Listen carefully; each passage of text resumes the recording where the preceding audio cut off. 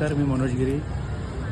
कल्याण डोंबिवली महानगरपालिकेत ठिकठिकाणी ज्या हातगाड्या लागलेत त्याबाबत नेहमी महापालिकेला पाठपुरावा करत असतो की नागरिकांना त्रास देण्यासाठी ह्या हातगाड्या आहेत, त्यांना कुठेतरी पर्यायी जागा द्या, रस्ता मोकळा करा. परंतु महापालिका काय लक्ष देत नाही आणि फेरीवाले पण उद्धट झाले. काही फेरीवाले उद्धट झालेले आहेत, ते कायदा जुमानत नाही. असंच 10मध्ये पेंढरा कॉलेज परिसरात मागे फेरीवाल्या पथक प्रमुखवर मारहाण करण्यात आली. त्या फेरीवाल्यांच्या माध्यमातून काही गुंड प्रवृत्तीचे फेरीवाले त्या लोकांनी त्यांना मारहाण केली. त्याच्यानंतर सुद्धा आज पुन्हा फेरीवाल्यांनी तिथे आपला साम्राज्य पसरवलेलं आहे. याबाबत प्रशासन उदासीनता दाखवत आहे की महानगरपालिकेच्या कर्मचाऱ्यांना मार खाऊन पैसे पाहिजे.